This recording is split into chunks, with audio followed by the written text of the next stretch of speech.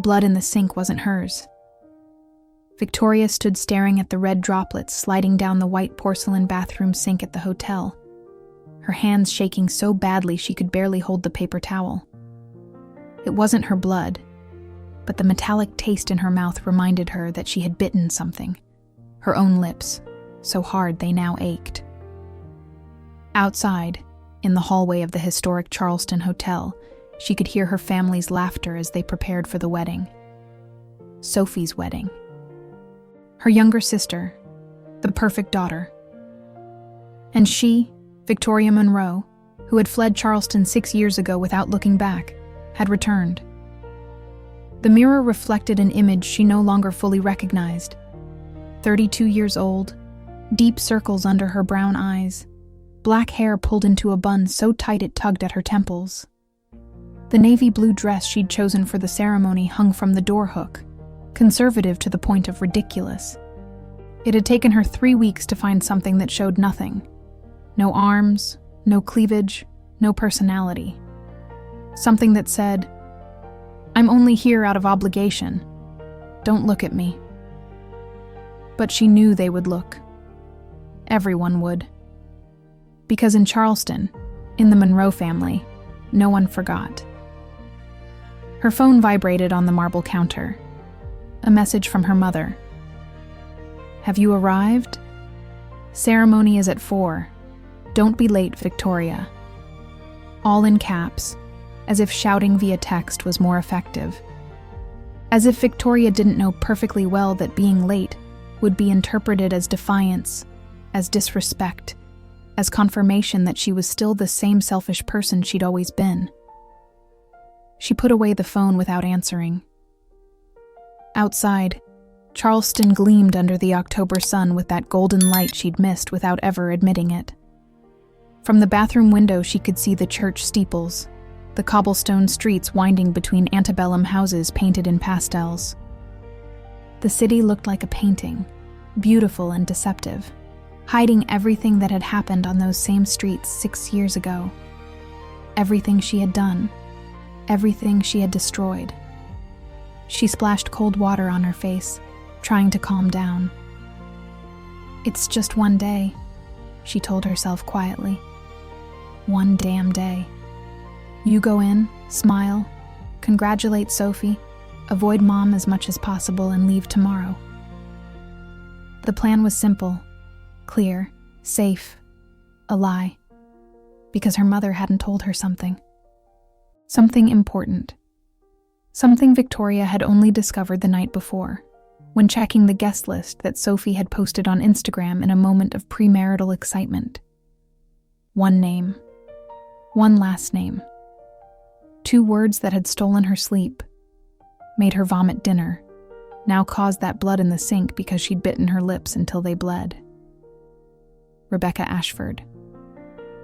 Victoria left the bathroom 20 minutes later, makeup perfect and mask firmly in place. The hotel was full of relatives she hadn't seen since her escape. Aunts who looked at her with a mixture of curiosity and disapproval. Cousins who lowered their voices when she passed. Grandparents who didn't even greet her. Her father, William Monroe, was in the garden smoking a cigar, and when their eyes met, he simply nodded, an almost imperceptible movement of his head that meant, "You survived the return, now don't ruin this." Sophie appeared on the stairs like an apparition from another world. The wedding dress was spectacular, all French lace and embroidered pearls, the veil floating behind like a cloud. At 26, Sophie Monroe was everything Victoria would never be.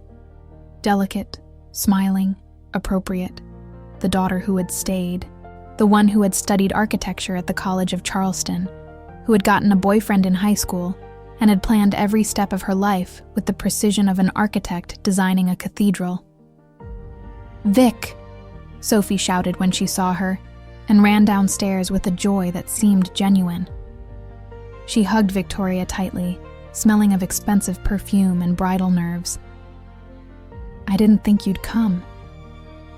"Of course I'd come," Victoria lied, returning the hug with less enthusiasm. "It's your wedding." Mom said you probably wouldn't come, that New York City had changed you, that you no longer considered us family.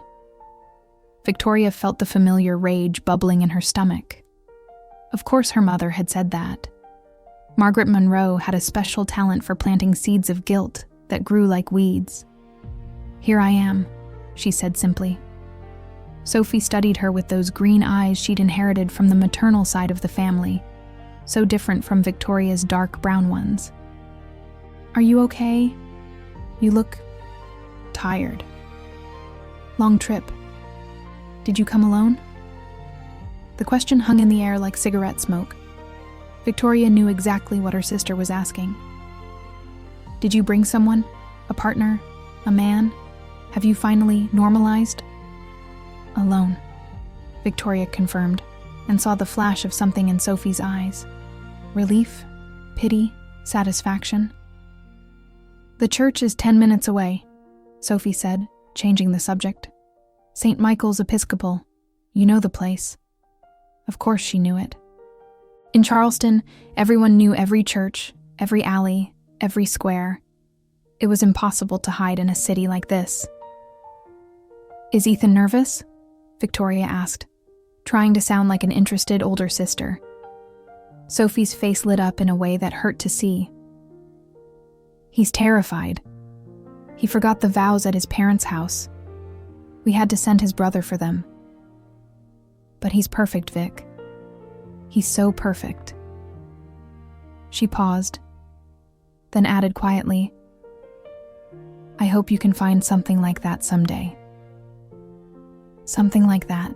Code for something normal. Something acceptable. "Maybe," Victoria said, "because it was easier than fighting." Sophie squeezed her hand. "There are some people at the wedding that you didn't expect to see." Victoria's heart stopped. "What people?" "Mom didn't want to tell you because she thought you wouldn't come if you knew, but..." Sophie lowered her voice even more, though the hallway was empty. "The Ashfords are invited. Mr. Robert has been doing business with Dad for years, and it would be an insult not to invite them. Mom said enough time has passed that you're an adult and can handle it." Victoria felt the floor moving beneath her feet. "Is Rebecca coming?" Sophie looked at her with something like compassion. "Yes, with her husband. If you have a generous heart, please help our channel reach its goal of 1,000 subscribers. This helps me share this story with more good, kind, and generous people like you. Subscribe now." The words took a moment to process. With her husband? Of course. Because 6 years had passed, and people moved on, and Rebecca Ashford was no exception.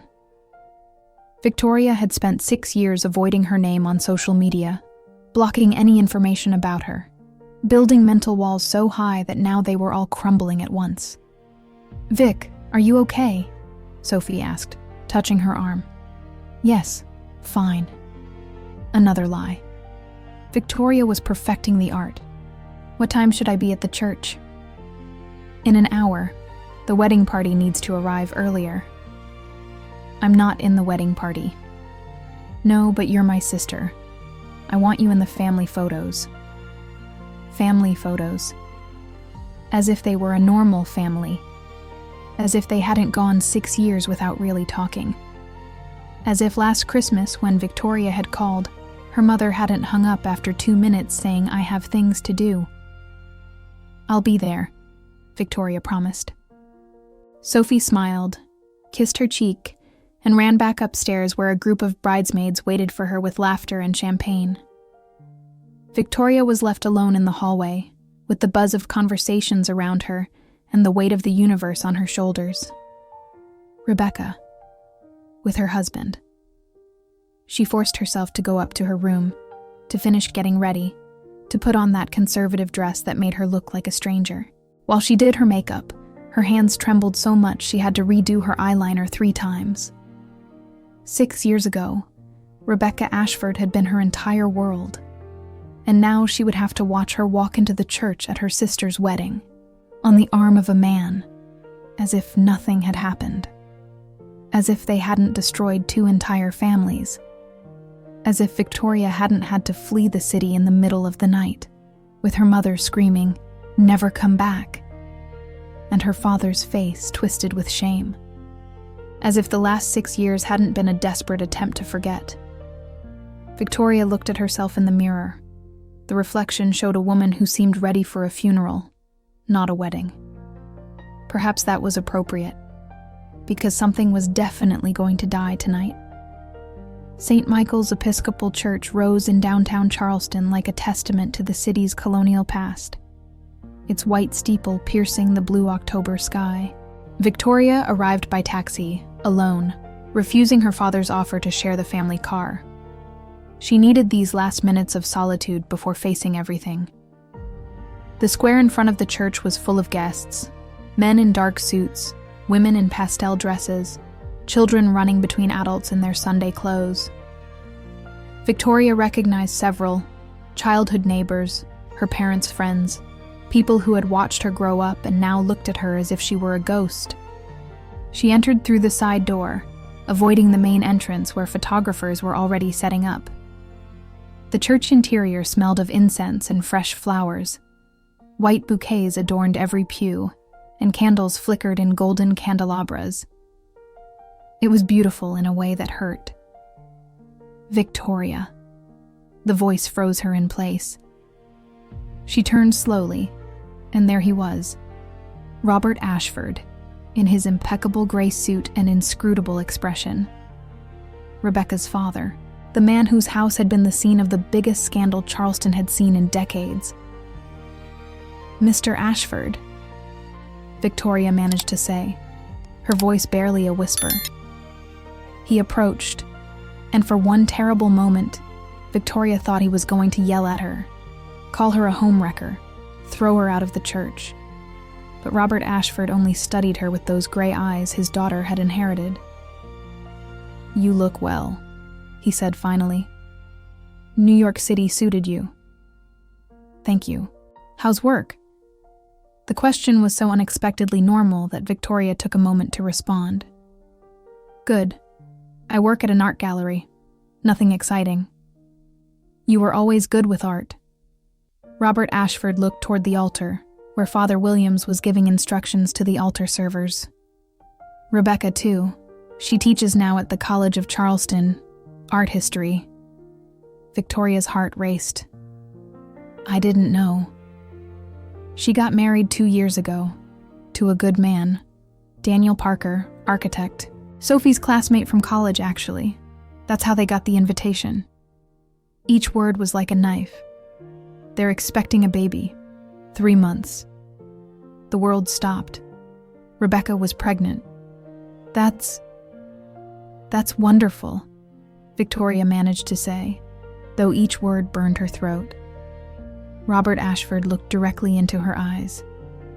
"My daughter is happy, Victoria. Finally, after years of therapy, of rebuilding her life, she's happy." He paused meaningfully. "I hope you are too. And I hope today we can all behave like civilized adults." It wasn't a request. It was an order. "Of course," Victoria responded. Robert Ashford nodded and walked away toward the pews reserved for the groom's family, leaving Victoria alone with the news that had just shattered what remained of her composure. Pregnant, married, happy. Everything Victoria could never give her. Everything a man could. She sat in one of the back pews, needing a moment to breathe. The church was filling quickly. She saw her mother enter, spectacular in her beige dress, greeting guests with that perfect smile she reserved for public occasions. Her father followed her, more reserved, nodding to acquaintances. And then, as if the universe wanted to punish her for every sin committed, she saw them enter. Rebecca Ashford walked arm in arm with a tall man with light brown hair and a kind smile. She wore an emerald green dress that hugged her figure in a way that made the small change in her body obvious. Her light brown hair fell in waves over her shoulders, and when she smiled at something her husband said, Victoria felt something inside her break definitively. She was still the most beautiful woman she had ever seen, and she was no longer hers. She never really had been. Rebecca hadn't seen her yet. She walked toward the front pews on the groom's side, greeting people Victoria vaguely recognized. Her husband, Daniel, guided her carefully, with that protection men reserved for their pregnant wives. Victoria knew she should look away, that she should focus on anything else, but it was like trying not to look at a car accident. It was impossible. And then it happened. Rebecca turned her head, as if feeling the weight of Victoria's gaze on her, and their eyes met. Time didn't stop. Movies lied about that. Time continued, relentless, while Victoria saw every emotion cross Rebecca's face in rapid succession. Surprise, shock, something that could have been pain, and finally, a mask of polite neutrality that Victoria knew well. Rebecca said something to her husband, who nodded, and then walked directly toward Victoria. Each step echoed on the church's marble floor. Each step brought the past to the present. Each step proved that some wounds never healed, only covered themselves with new, thin skin that could tear with the slightest touch. Rebecca stopped in front of the pew where Victoria was sitting.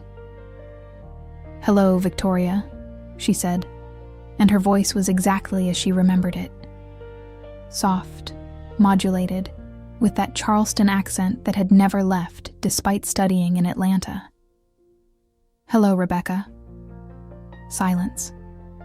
The church continued filling around them, but for Victoria, only this woman standing before her existed, in her green dress and barely swollen belly and eyes that had cried too much because of Victoria.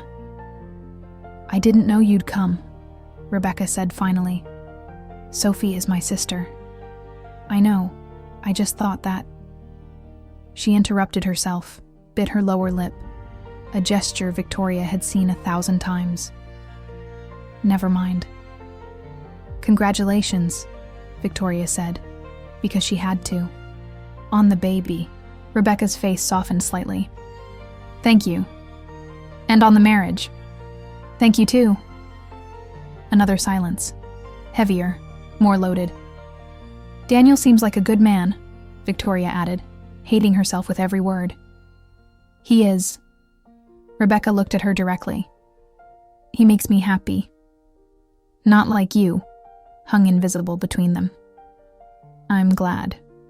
Really, you deserve to be happy." Rebecca laughed, but there was no humor in the sound. "Really? After everything?" "Especially after everything." The organ music began to play, indicating the ceremony was about to start. Rebecca looked back, where her husband was waiting. "I should go back." "Of course." But Rebecca didn't move. She stood there, looking at Victoria with an expression she couldn't decipher. "Are you okay, Victoria? In New York?" The question was so unexpected, so genuine, that Victoria felt something breaking inside her. "I'm surviving." Rebecca nodded slowly, as if understanding perfectly what that word meant. "Me too. For a long time, I just survived." She put a protective hand on her belly. "But now I'm really living." "I'm glad," Victoria repeated, and this time she meant it, though it hurt to the bones. "Victoria." Rebecca took a step closer, lowering her voice. "What happened between us? What we did almost destroyed me. Almost destroyed both of us." Her eyes shone with contained tears. "I can't go through that again. I can't. I have a life now. I have a husband. A baby on the way. I'm building something real. I know." "Do you know?" Rebecca sounded almost desperate. "Do you really know? Because if there's any part of you that thinks we can, that there's still something..." "There's nothing," Victoria lied. "I just came to my sister's wedding. I'm leaving tomorrow." Rebecca studied her for a long moment, searching for the truth in her face. "Good," she said finally. "Good." She turned and walked back to her husband, who received her with an arm around her waist, protective and loving. Victoria watched them sit together, watched Daniel kiss Rebecca's temple tenderly, and she knew, with a certainty that cut off her breath, that lying to Rebecca had been the easiest thing in the world. Lying to herself would be impossible. The wedding march began, and everyone stood. Victoria watched Sophie enter on her father's arm, radiant under the lace veil. Cameras flashed constantly, capturing every moment of the spectacle. Because that's what it was, a spectacle. A performance of normalcy, of perfect family, of tradition and respectability. Everything Victoria had never been able to give her parents. William Monroe walked with his back straight, proud, looking toward the altar where Ethan waited with evident nervousness. He was a good guy, Ethan Williams. He came from a good family, had a stable job as a civil engineer, went to church every Sunday. He was everything the Monroes could want for their younger daughter. Victoria wondered if Sophie really loved him, or if she simply loved the idea of being the daughter who met expectations. From her pew in the back, she had a perfect view of the entire church. She could see her mother in the front row, crying delicately behind an embroidered handkerchief. She could see the aunts murmuring among themselves, probably commenting on every detail of Sophie's dress. And she could see, with a clarity that physically hurt, Rebecca sitting 3 rows ahead, with Daniel's hand intertwined with hers. The ceremony began. Father Williams, who had baptized both Sophie and Victoria 32 years ago, spoke about the sacrament of marriage, about union before God, about the eternal commitment between a man and a woman. A man and a woman. The words echoed in the sacred space, bouncing off the white walls, reminding Victoria exactly why she had had to flee. Why she could never have what Sophie had now. Why her love, her true, deep, devastating love, had been catalogued as sin, as shame, as something that had to be hidden and denied. If anyone knows any impediment why this marriage should not be carried out, speak now or forever hold your peace, said Father Williams, with that deep voice that had heard so many confessions over decades. The silence was absolute. Victoria thought about impediments, about secrets, about things the Monroe family hid under perfect smiles and expensive dresses. She thought about her cousin Grace, married 10 years ago to a man everyone knew hit her, but no one mentioned because those things stay at home. She thought about her Uncle Richard, whose special friend in Atlanta was an open secret that his wife pretended not to know. She thought about her own mother, who had lost 2 pregnancies between Victoria and Sophie, but never talked about it because it wasn't appropriate to talk about such things. A family of secrets, held together by appearances, and Victoria had been foolish enough to believe her secret could remain hidden too. I, Sophie Monroe, take you, Ethan Williams, to be my husband. Her sister's voice sounded firm, clear, full of conviction. Victoria wondered if Sophie had ever felt what she felt every time she saw Rebecca. That sensation that the air became too thick, that the heart beat too fast, that the entire world reduced to one person and nothing else mattered. Probably not. And perhaps that made her happier. The vows continued. Ethan promised to love, honor, and respect. Sophie promised the same. Father Williams blessed the rings. There were biblical readings about love, patient love, kind love, love that endures all things. Victoria wondered if love that endures all things included love that made you lie to your family, that made you hide, that made you come out of the closet in the most spectacular and destructive way possible. She looked forward again, unable to help herself, and found that Rebecca was also looking at her. Their eyes met over the heads of dozens of guests, over the altar where Sophie and Ethan were kissing as husband and wife, over the distance of 6 years and 2 completely different lives. And in that moment, Victoria knew two things with absolute certainty. First, she had never stopped loving Rebecca Ashford. Second, that didn't change anything. The reception was held at Magnolia Plantation, outside Charleston. It was one of those places that appeared in wedding magazines. Perfectly maintained gardens, colonial fountains, terraces overlooking the Ashley River. They had set up white tents adorned with fairy lights, tables with ivory linen tablecloths, centerpieces with roses and hydrangeas. Victoria arrived in one of the buses transporting guests. She had refused to travel with her family, preferring the anonymous company of distant cousins and friends of the bride and groom who didn't know her well enough to ask uncomfortable questions. The welcome cocktail was already underway when she arrived. Waiters with trays of canapés and champagne glasses circulated among the guests. A jazz band played softly in a corner of the garden. Everything was elegant, traditional, perfect.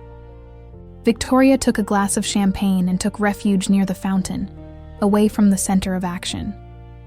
From there, she could observe without being observed, or at least she hoped so. She saw Sophie and Ethan being bombarded with congratulations. She saw her mother organizing the photographers, making sure every moment was documented. She saw her father conversing with Robert Ashford and other businessmen, probably talking about construction and contracts. And she saw Rebecca. She was standing near the bar, with a glass of orange juice in her hand. Obviously, she couldn't drink alcohol because of the pregnancy. Daniel was at her side, protective arm around her waist, talking animatedly with another couple. Rebecca laughed at something someone had said, and the sound crossed the garden and went straight to Victoria's chest like an arrow. 6 years. 6 damn years had passed, and that sound still had the same effect. You shouldn't look at her like that. Victoria startled and turned. Her cousin Lucy was standing next to her, with her own champagne and an expression of genuine concern. Lucy was 2 years younger than Victoria, and of all her cousins, she had been the only one who had sent her occasional messages during her exile in New York. I wasn't looking at her, Victoria lied. Please.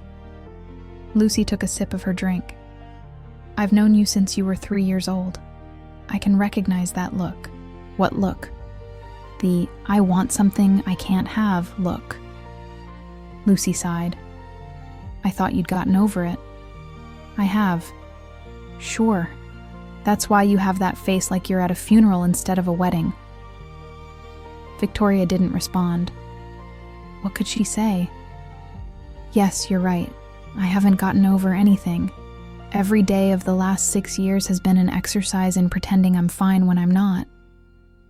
Did you know she'd be here? Lucy asked. I found out yesterday. Shit. Lucy paused. Did you know she's pregnant? I found out today. Double shit. Lucy studied her. Are you okay? Why does everyone ask me that? Because you look like you're about to break. Maybe because she was. I'm fine, Victoria insisted. I just need to get through the day. Tomorrow I'm leaving. Running away again. I'm not running away. Then what are you doing? Surviving. Lucy looked at her with those brown eyes that had always seen too much. You know what bothers me most about that whole situation? She said finally. That no one asked how you were. When everything exploded, when your thing with Rebecca came to light, everyone focused on the scandal, on how it looked for the family, on what the neighbors would say. But no one asked if you were okay, if you needed help, if you were suffering. Victoria felt a lump in her throat. Lucy.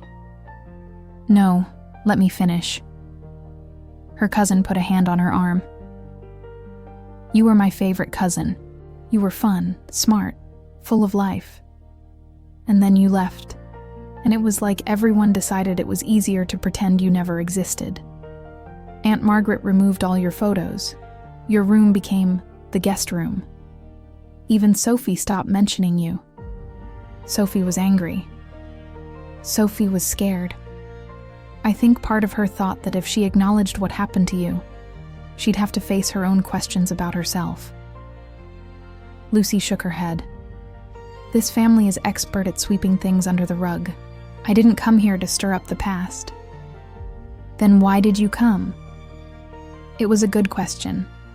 Victoria wasn't sure she had an answer. Because Sophie asked me to come, and despite everything, she's still my sister. And what about Rebecca? What about her? Are you going to talk to her? Have a real conversation? We already talked. At the church, it was civil. Civil, Lucy repeated with sarcasm. How romantic. There's nothing romantic. She's married, pregnant, happy. I'm happy for her. Liar. Lucy. Vic, I'm your cousin and I love you, so I'm going to tell you something no one else will. What happened between you two was complicated and painful, but it wasn't your fault. You were both adults. You both made choices. And the fact that this family is so backward that it can't accept that two women can love each other doesn't make you the monster Aunt Margaret painted. Victoria felt tears burning in her eyes. I destroyed her life. No, you didn't. Rebecca's life was destroyed because her father forced her to go to conversion therapy, because her mother told her she was an abomination, because this shitty society made her believe that loving a woman was worse than being dead. Lucy spoke with an intensity Victoria didn't expect. And yes, maybe the timing wasn't the best. Maybe the way everything came out was dramatic. But love doesn't choose convenient moments, Vic. Love just happens. She was my best friend first, Victoria whispered. Before everything else, she was my best friend. And I lost her. I know. And now she's here, pregnant with another man's child, and I don't know how I'm supposed to feel. You can feel whatever you need to feel. You can be sad, angry, hurt.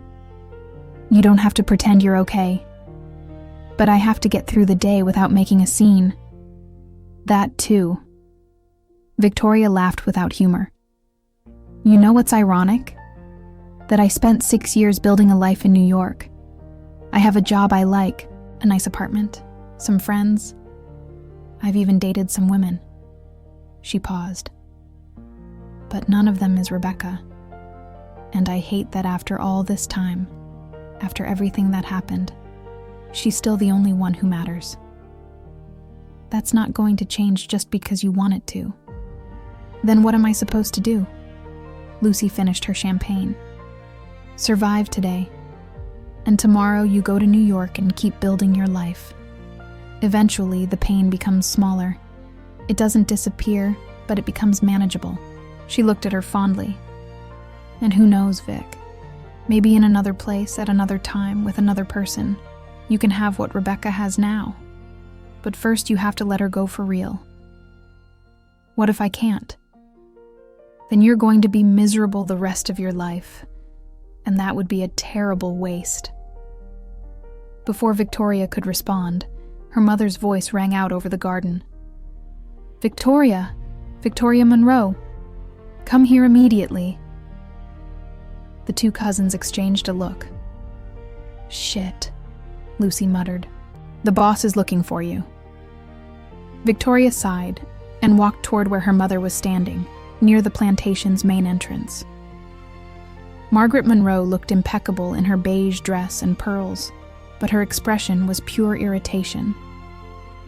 Where have you been? She demanded. The photographer needs to take family photos and you were missing. I was here, Mom. Well, now I need you to come. And fix your hair, it's coming loose. Victoria touched her bun automatically. It was perfectly in place, but she said nothing.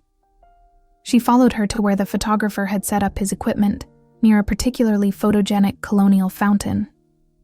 Her father was already there, along with Sophie and Ethan, the perfect family.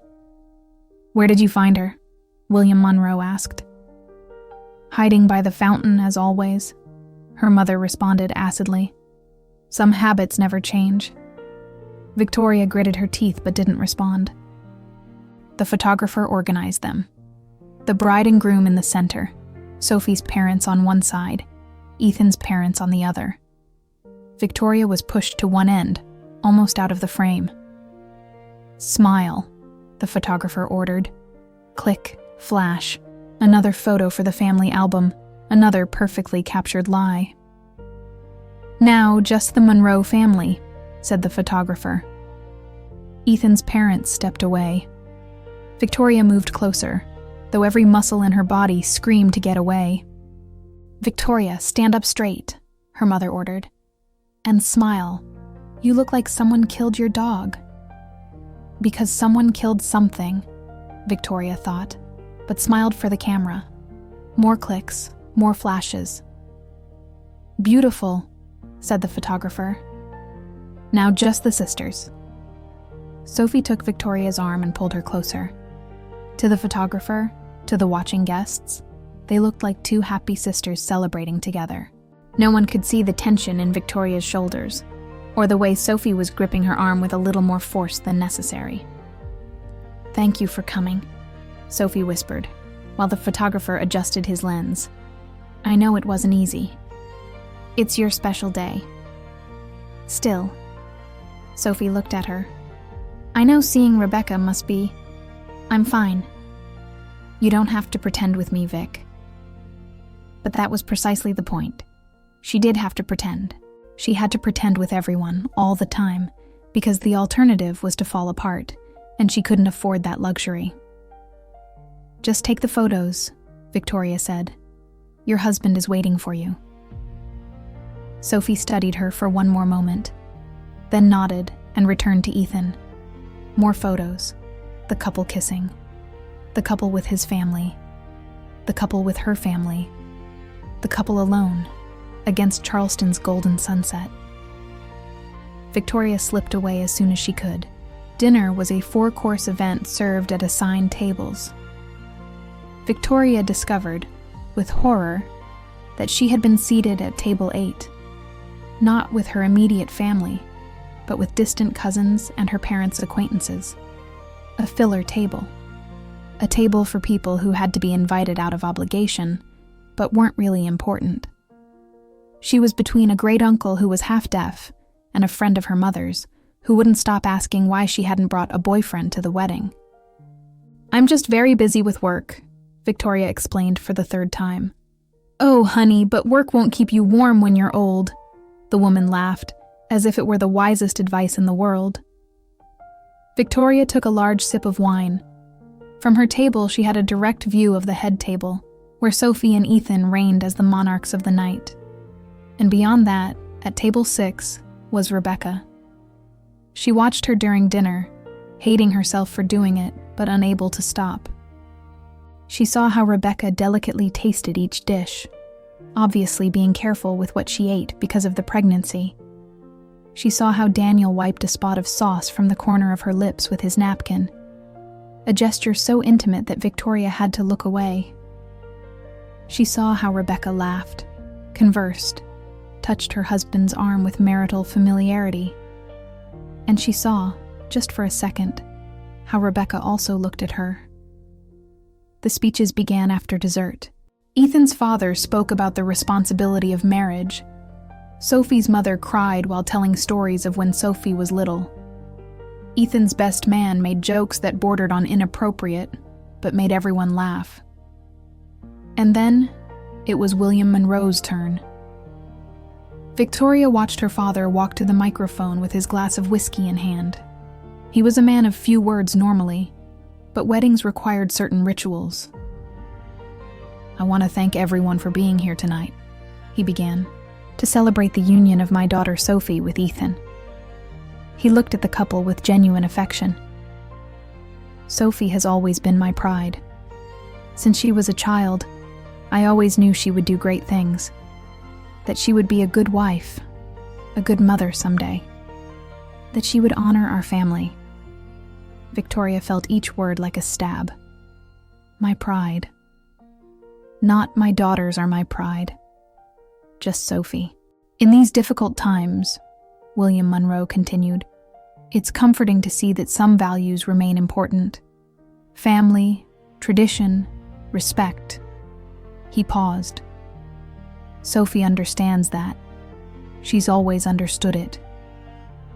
Victoria knew she should be used to it by now. That after 6 years, her father's indirect comments shouldn't hurt her. But they hurt. God, how they hurt. I toast to my daughter, William Monroe finished, raising his glass. To her future, to her happiness, to everything she will be. Cheers! The room responded in unison. Victoria didn't raise her glass. The dancing began as the sun set over the Ashley River, painting the sky orange and purple. The DJ replaced the jazz band, filling the night with more modern music. Sophie and Ethan danced their first dance as spouses, At Last, by Etta James, predictable but beautiful. Then came the traditional dances, Sophie with her father, Ethan with his mother. Victoria watched from the bar on her third or fourth glass of wine. Not dancing? The voice froze her blood. She turned slowly and found Rebecca standing next to her, alone, without her husband in sight. I'm not much of a dancer, Victoria responded, her voice sounding strange even to herself. That's not true. Rebecca approached the bar and ordered another juice. You used to dance all the time. Remember that time at the Spoleto Festival? You danced until your feet hurt. Of course she remembered. It had been 8 years ago, when they were still just friends, before everything got complicated. They had gone to the festival with a group of friends, and Rebecca was right. Victoria had danced for hours. I was younger, Victoria said. Not that much. You were only 24. I feel like decades have passed. They haven't. Only 6 years. Same thing. Rebecca took her juice and stood next to Victoria, both looking toward the dance floor where couples spun to the rhythm of a slow song. Where's your husband? Victoria asked, because she needed to remind herself that Rebecca was no longer available. He went to the restroom. Rebecca paused. Why weren't you seated with your family? I'm not really part of the family. Not in the way that matters. That's sad. It's reality. Silence. The music continued playing. People continued dancing. The world kept turning. Are you happy in New York? Rebecca asked suddenly. You already asked me that at the church. And you didn't really answer. Victoria looked at her. Rebecca had changed in 6 years. She had small wrinkles around her eyes that weren't there before, and her face had matured in that way that only the 30s mature a woman's face. But she was still beautiful. God, she was still so beautiful. I have a job I like, Victoria said finally. Friends. A nice apartment in the village. I go out, go to movies, art exhibitions. I live my life. That doesn't answer my question. What do you want me to say, Rebecca? The truth. The truth? Victoria laughed bitterly.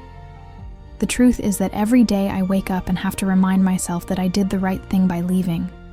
That my family hated me. That your family was destroying you, trying to fix you. That staying would have been worse. She took a sip of wine. The truth is that I'm fine. Not happy, not sad, just fine. And that's enough. Rebecca looked at her with deep sadness in her eyes. You hate me for moving on, don't you? No. And it was true. I could never hate you. But it hurts. Everything hurts, Rebecca. Being here hurts. Not being here would have hurt too. Victoria put her glass on the bar with more force than necessary. Why are you here? Why aren't you with your husband? Because I needed to talk to you. We already talked. No, we didn't. We exchanged pleasantries. We pretended to be okay. Rebecca lowered her voice. But we're not okay, Vic. Neither of us is. The use of the nickname, Vic, was like a punch to the stomach. No one had called her that in 6 years. No one except Rebecca. "Don't do this," Victoria whispered. "Please don't do this." "Do what?" "Act like we still mean something to each other. You're married, pregnant, building a life with Daniel. You can't come here and what? Remind you that we existed? That what we had was real? It was real. Past tense. Is that what you tell yourself?" "It's what I have to tell myself, and what you should tell yourself too." Rebecca opened her mouth to respond, but at that moment Daniel appeared, with a friendly smile, and completely unaware of the tension between the two women. "There you are, honey," he said, putting an arm around Rebecca. "I was looking for you." He looked at Victoria with curiosity. "Hi, we haven't been formally introduced. I'm Daniel Parker." Victoria had to make a superhuman effort to smile and extend her hand. "Victoria Monroe, sister of the bride." "Ah, of course. Sophie told me about you. You work at a gallery in New York, right?" "That's right." "Must be fascinating. I'm an architect, so I appreciate art, though my forte is more structural." He laughed at his own joke. "Rebecca always tells me I have no artistic sensitivity." Rebecca had been quiet during the entire exchange, staring fixedly at her orange juice. "I don't say that," she murmured. "Yes, you do, honey, and you're right." Daniel kissed her temple affectionately.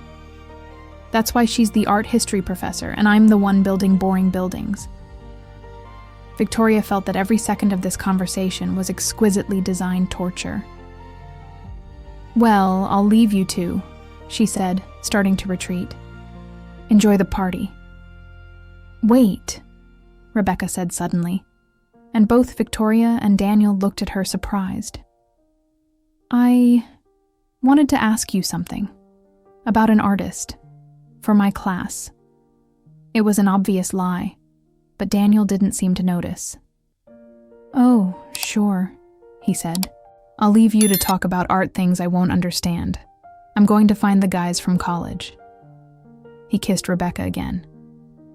"Don't get too tired, okay? The baby needs you to rest." "I know," Rebecca responded with a smile that didn't reach her eyes. Daniel walked away whistling, completely happy, completely oblivious, leaving Victoria and Rebecca alone again. "Rebecca, just give me 1 minute," Rebecca interrupted. "Just 1 more minute of pretending things could have been different." "They can't be different." "I know."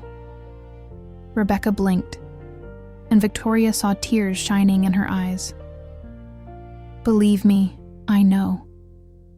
Every day I wake up in that house with Daniel, with this ring on my finger, with this baby growing inside me, and I know." She took a trembling breath. "But for 1 minute, just for 1 minute, I want to remember what it felt like when it was just us, before everything got so complicated." Victoria closed her eyes. She shouldn't do this. She should walk away. She should protect herself and Rebecca from the storm she could see approaching. But when she opened her eyes, Rebecca was looking at her with so much pain, so much need, so much shared history that she couldn't. "Okay," she whispered. 1 minute. And there, in the middle of her sister's wedding, with dozens of guests dancing and laughing around them, with the Monroe family and the Ashford family sharing the same space for the first time in 6 years, Victoria and Rebecca allowed themselves to simply be. They didn't say anything more. They just stood there, at the bar, occasionally glancing at each other, remembering. Remembering when they were 18 and were just best friends. Remembering when at 22, one night after too many beers, they had kissed for the first time at the Battery. Remembering the 4 years afterward of hiding, lying, stealing moments when they could. remembering the night everything exploded, when Rebecca's younger brother had found them in Rebecca's room and had run to tell their parents, and the world had fallen apart. Remembering the pain, remembering the love. And after that minute, which was really more like 5, Rebecca put her hand on Victoria's, just for a second, and whispered, "I never forgot you." Then she walked away, returning to her husband's side, to her new life, to her promised future. And Victoria stayed at the bar, with the ghost of Rebecca's touch burning on her skin, knowing that minute would probably cost her another decade of trying to forget. Victoria escaped to the garden when the party reached its loudest point. She needed air, space, distance from the stairs, from the music, from the deafening happiness that seemed to mock her misery. She walked past the lit tents, past where guests were dancing, until she reached a quieter part of the plantation. There was a small rose garden here, with magnolia trees and the sweet smell of night-blooming jasmine. A wrought iron bench was placed under an old oak tree draped with Spanish moss, and Victoria dropped onto it, grateful for the relative silence. She took out her phone. 3 messages from her friend Danielle in New York. "How's the family torture? Are you still alive? Let me know if I need to come rescue you." Victoria smiled despite everything.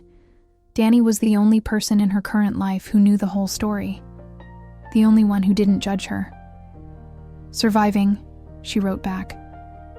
"I'll tell you when I get back. Did you see the X?" Victoria looked at the message for a long moment before responding. "Yes.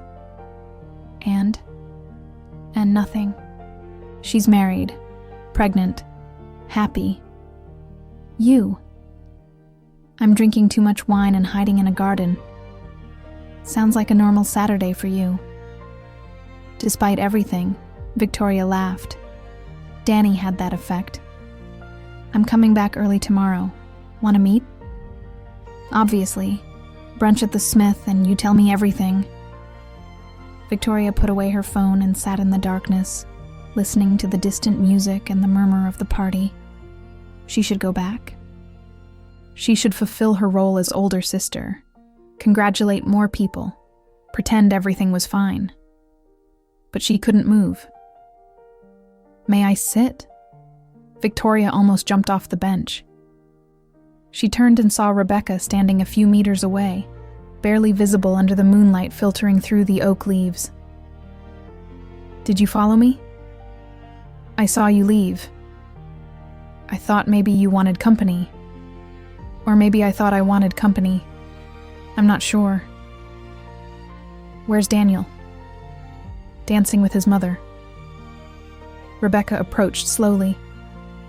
"I told him I needed to use the restroom. Technically, it's not a lie. I did go to the restroom, then came looking for you." "Rebecca, I know, okay? I know this is stupid. I know we shouldn't be here alone. I know I should be inside with my husband, being the perfect wife." She paused. "But when I saw you leave, with that face like you were about to break, I couldn't let you go alone." Victoria didn't know what to say to that. They stayed in silence for a moment, the space between them full of 6 years of unsaid things. "Do you remember Memorial Day weekend 2017? Rebecca asked suddenly. Victoria tensed. Of course she remembered. "Rebecca, don't..." "We went to Folly Beach," Rebecca continued, as if Victoria hadn't spoken, "to visit your grandmother's beach house. And after sunset, we sat on the pier, and you told me that someday we would leave Charleston together, that we'd go to New York, or Atlanta, or even abroad, that we'd find a place where we could be ourselves without hiding. Stop. And I believed you." Rebecca's voice broke. "I believed you, Vic. I thought we'd make it, that we'd be stronger than gossip, than family, than everything. We were naive. We were young. It's the same thing. No, it's not. Rebecca turned toward her.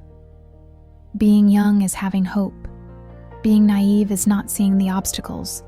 We saw the obstacles, Vic. We knew exactly how hard it would be. And we still tried. And we failed. Did we fail? Or did we give up? The question hung in the air between them, heavy and painful. Your parents were destroying you, Victoria said finally, her voice barely more than a whisper. They were taking you to that therapy 3 times a week, making you go to church every day. Your mother wouldn't let you leave the house. She felt tears burning in her eyes. And my parents. My parents told me I was a disgrace to the family, that I had ruined the Monroe name, that it would be better if I were dead. Vic, no. Let me finish. Victoria wiped away tears angrily. I left because if I stayed, I was going to destroy you more than I already had. Because every day that passed, you looked thinner, sadder, more broken. Because your father told me that if I didn't leave you alone, they'd send you somewhere where they'd cure you for real. Rebecca covered her mouth with her hand, stifling a sob. I didn't know he said that to you. I didn't want you to know. But he did. He told me in his office, very calmly, very politely. He said that if I really loved you, I'd let you go. Let you remake your life. Find someone appropriate. Victoria laughed without humor. And he was right, wasn't he? Look at you now. Married, pregnant, happy. Do you think I'm happy? Rebecca's voice came out louder than she probably intended. Do you really think that? That's what you told me at the church. I lied to you. Victoria felt her heart stop. Don't say that. Why not? It's the truth. Rebecca stood up, pacing like a caged animal. Daniel is a good man. He's kind, considerate. He respects me. He proposed to me in the most romantic way possible, at that restaurant on King Street overlooking the harbor. And when he said he loved me, I wanted to love him too. I tried. God, how I tried. Rebecca, maybe a part of me does love him. In the way you love a good friend, someone you feel safe with. She stopped, looking at Victoria. But it's not what I felt with you. It will never be what I felt with you. You can't tell me this. Why not? Because you're pregnant with his child. Because you married him. Because you built a life with him. I know. Rebecca sat down again, this time closer. Believe me, I know. And I'm not going to leave Daniel. I'm not going to destroy what we've built. This baby, she put a hand on her belly, deserves to have a family, a father, stability. Then why are you here? Why are you telling me this? Rebecca looked at her with eyes full of tears. Because I needed you to know that I didn't forget you. That what we had wasn't just a phase I got over, or a youthful mistake. It was real, Vic. It was the realest thing I've ever felt in my life. That only makes everything harder. I know. But I couldn't let you leave tomorrow thinking I cared so little that I just moved on like nothing happened. Victoria felt her own tears falling now, uncontrolled. I tried to move on too, she admitted. I dated other women.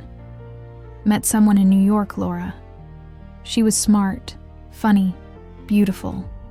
We were together almost a year. And every time she kissed me, I thought of you. Every time she touched me, I compared. Victoria wiped her face. I told her I wasn't ready for something serious, that I had issues from the past to resolve. She said she understood, but we both knew it was a polite lie. The truth is, she just wasn't you. Vic. And then I met Andrea, and then another woman named Sarah. Victoria continued. And each time it was the same story. They wanted something I couldn't give them, because I'd already given it to you." They looked at each other, separated by inches that could have been miles. "What are we supposed to do with this?" Rebecca asked. "How are we supposed to live knowing that—" She didn't finish the question, but she didn't need to. They both knew how it ended. Knowing that the person we really love is right there, but completely out of reach. "We do what we've been doing," Victoria said. "I go back to New York. You go back to your life with Daniel, and we pretend this conversation never happened." That simple? Nothing about this is simple, but it's the only thing we can do. Rebecca nodded slowly, though every line of her body screamed disagreement. "What if I can't?" she whispered. "What if every night when I lie down next to Daniel, I think of you? What if every time I feel this baby move, I wonder what it would have been like if you and I could have had this together? Then you'll suffer, like I suffer." Victoria looked at her directly.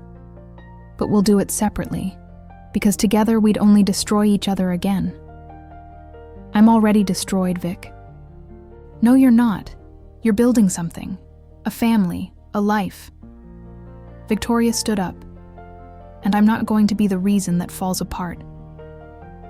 She started to walk back to the party, but Rebecca caught up to her, grabbing her arm. "Wait." Victoria stopped but didn't turn around. "Just give me one thing," Rebecca asked. "A memory. Something I can keep." "What do you mean?" Rebecca gently turned her around.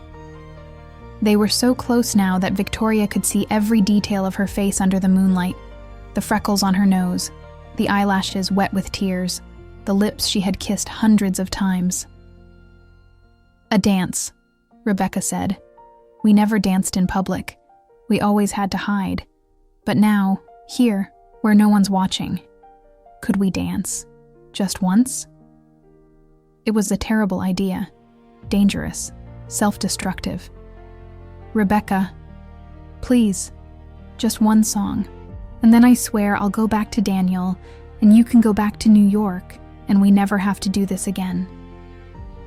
Victoria knew she should say no. She knew that every second they spent together was like picking at scabs of wounds that had never fully healed. But when Rebecca extended her hand, Victoria took it. There was no music here, so far from the party. Just the distant sound of the band, and the chirping of crickets, and the rustling of leaves in the warm southern night. But it didn't matter. Rebecca put one hand on Victoria's shoulder, and Victoria put hers on Rebecca's waist, careful not to touch her belly. They moved slowly, barely swaying to the rhythm of a song only they could hear.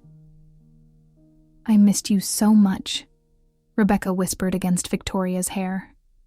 "Every day, every moment. Me too. Do you think in another life? I don't know. Maybe." Victoria tightened her grip. "But not in this one." "Not in this one," Rebecca repeated, and it sounded like a death sentence. They danced in silence for what could have been minutes or hours. Time became strange, elastic. Victoria memorized every detail. The way Rebecca fit perfectly against her, the smell of her perfume, still the same one after all these years, the warmth of her body, the slight trembling in her shoulders. And then, without either of them saying anything, it happened. Rebecca lifted her head, and their eyes met, and there was a question there, silent, but clear as crystal. Victoria should have said no, should have pulled away, should have remembered all the reasons why this was a bad idea. But she didn't. She leaned in, and their lips met in a kiss that was soft and desperate at the same time. A kiss that tasted like wine and tears and 6 years of longing. A kiss they both knew would be the last. It lasted only a few seconds, 5, maybe 10, before Rebecca pulled away, bringing a hand to her lips as if she'd been burned. We shouldn't have, she started. I know. Daniel, I know. The baby, I know. Rebecca took a step back, and then another, putting physical distance that mirrored the distance they needed to maintain. I have to go back, she said, her voice breaking. I have to leave. Go. But Rebecca didn't move immediately. She stood there, looking at Victoria with an expression of pain so deep it was almost physical. Goodbye, Vic. And this time, they both knew it was a real goodbye. Not a see you later or a talk soon. It was a final goodbye. Goodbye, Rebecca. Rebecca turned and walked back to the party, to the light, to the noise, to her husband and her life and her future.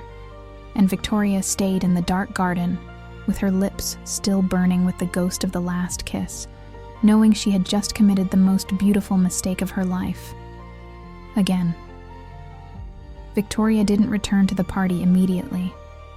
She stayed in the garden another 10 minutes, trying to pull herself together, to build the mask she would need to survive the rest of the night. She wiped away tears, fixed her hair, breathed deeply until her hands stopped shaking. But she could still feel the kiss. God, she could feel it as if Rebecca's lips were still pressed against hers. It was a mistake, she told herself. A mistake that will never happen again. When she finally returned to the plantation, the party was at its peak. The dance floor was full, the bar crowded, the laughter louder and more uninhibited from alcohol. Victoria mixed into the crowd, seeking to make herself invisible. She saw Rebecca on the dance floor dancing with Daniel. He was spinning her carefully, protective even while dancing. Rebecca was laughing, but Victoria could see the tension in her shoulders, the way she avoided looking toward where Victoria was. There you are. Sophie appeared at her side, half stumbling from champagne. Where have you been? Mom's looking for you. I went to the restroom. For half an hour? I have an upset stomach. Must be something I ate. Sophie studied her with eyes that, despite the alcohol, were still too perceptive. Are you okay, Vic? You look weird. I'm fine. Just tired. It's been a long day. But it was a beautiful day, wasn't it? Sophie smiled, that radiant bride smile she'd maintained all day. Everything turned out perfect, exactly as I planned. Yes, perfect. And you came, despite everything. Sophie took her hand. That meant a lot to me, Vic. Really. Victoria felt a stab of guilt. Here was her younger sister, on the most important day of her life, and Victoria had spent most of it kissing her ex-girlfriend in the garden. I'm glad I came, she lied. Really? Because you've had that face of wanting to be anywhere else since you arrived. It's not that. Just, you know how family is. It's complicated. I know. Sophie lowered her voice. Mom can be difficult. Dad too. But they're still our family. Our family. As if Victoria was still part of it. As if 6 years of silence and rejection could be erased with a wedding invitation. Sophie, No. Her sister interrupted her. Don't say anything that will ruin today. Please, just let me have this perfect day. Tomorrow you can go back to your life in New York, and I'll go back to mine here, and everything will go back to how it was. But today, just for today, can we pretend we're a normal family? Victoria swallowed the lump in her throat. Sure. Normal family. Sophie smiled and hugged her, smelling of champagne and happiness. I love you, Vic.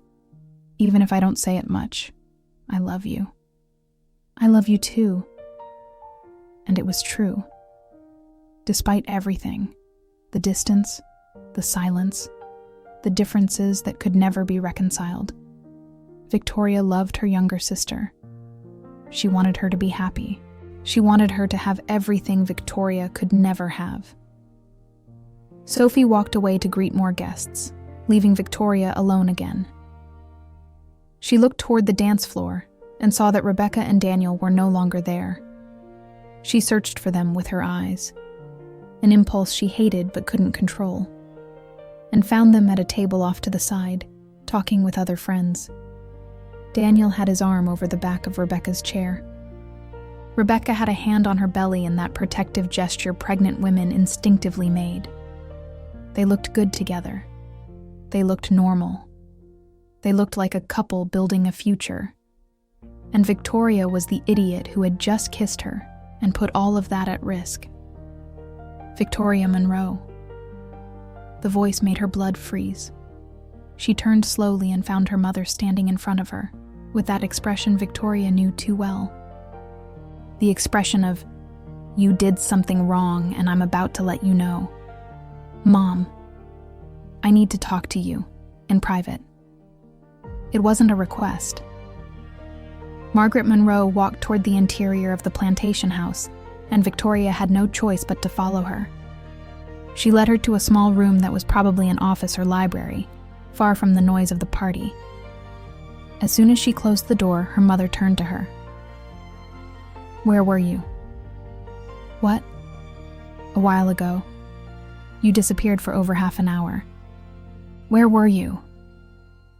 Victoria felt panic rising in her throat. "I already told Sophie.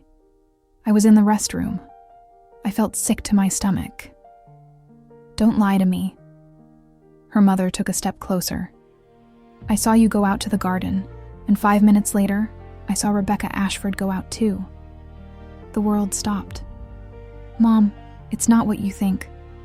"It's not what I think?" Her mother's voice was dangerously low. "And what do I think, Victoria? Tell me." "We were just talking." "Talking? Alone? In the dark?" Margaret Monroe laughed without humor. "Do you think I'm stupid?" Nothing happened. It better not have happened. Her mother pointed a finger at her. "That woman is married, pregnant. She has a respectable life now, and you're not going to destroy it again." "I didn't destroy anything the first time." "Of course you did." Her mother's voice rose. "You destroyed her reputation, her family's reputation, this family's reputation. Do you have any idea what we had to endure after you left? The gossip? The stares? The shame? And what about what I had to endure? Does that matter to you? You chose that path, Victoria. No one forced you to be what you are." The words hit like physical slaps. "What I am." Victoria felt tears of rage. "You can't even say it? It's that disgusting to you?" "It's not normal. It's not natural." Her mother crossed her arms. "And I'm not going to discuss this with you again. We already had this conversation 6 years ago." "We didn't have a conversation. You yelled, called me a disgrace to the family, and threw me out. Because you wouldn't stop defending the indefensible." Margaret Monroe moved closer. "I gave you opportunities, Victoria. I begged you to go to therapy. I offered you help. I asked you to consider fixing your life. My life didn't need fixing. It just needed my family to accept me. I can't accept something that goes against everything I believe, against everything we were taught." "Then you don't accept me." Silence. Long, heavy, devastating.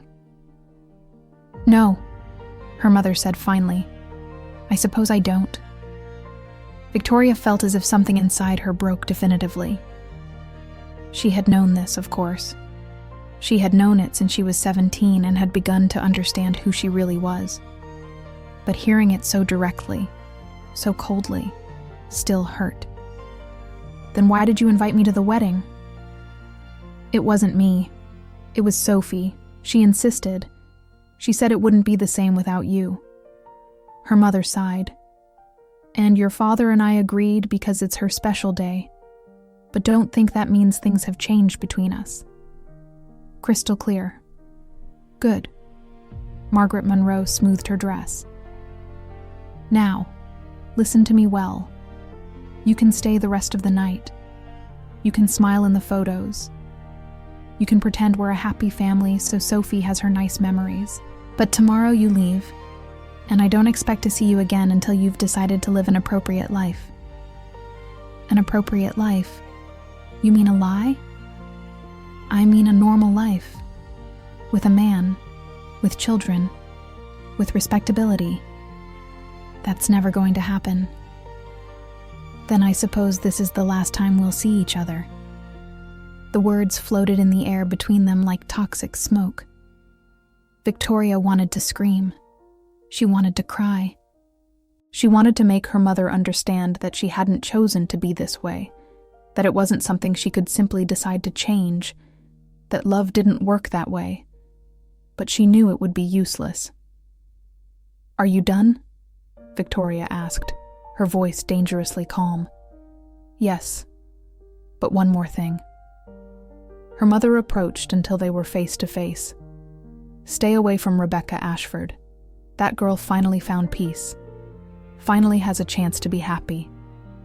And if you ruin it again, if you destroy her marriage, if you hurt her or that baby in any way, I swear to God I'll make sure you pay for it." "Are you threatening me?" "I'm warning you."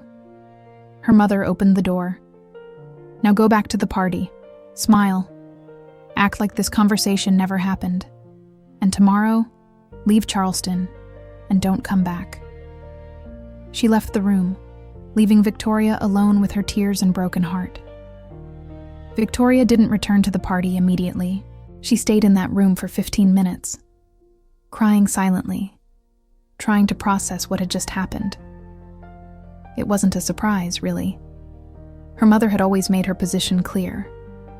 But hearing it so crudely, so definitively, still hurt like the first time. "I suppose this is the last time we'll see each other." Her mother had just confirmed what Victoria had known in her heart for 6 years. She had no family. Not really. She had people who shared her blood, who had been present in her childhood, but who didn't love her for who she was. When she finally left the room, the party was still in full swing. It was almost midnight, and many guests had already left. Those who remained were the closest to the bride and groom, those who would stay until the end. Victoria looked for Sophie. She found her on the dance floor with Ethan, dancing slowly even though the song was fast. They looked lost in their own world, as if no one else existed. And Victoria felt a pang of something that could have been envy, or could have been sadness. Because Sophie would have that. She would have public love, family support, everyone's blessing. She would have photos in her parents' living room, family Christmases, grandchildren that Margaret Monroe would spoil. And Victoria would have none of that. She never would. She walked to the bar, needing another drink, though she'd already had too much. The bartender served her a whiskey without asking, probably noticing the expression on her face. "Thanks," she murmured. "You're welcome." The bartender, a young man with a southern accent, smiled at her with compassion. "Tough weddings, huh?" "Something like that." "I get it. I'm here every weekend working these things.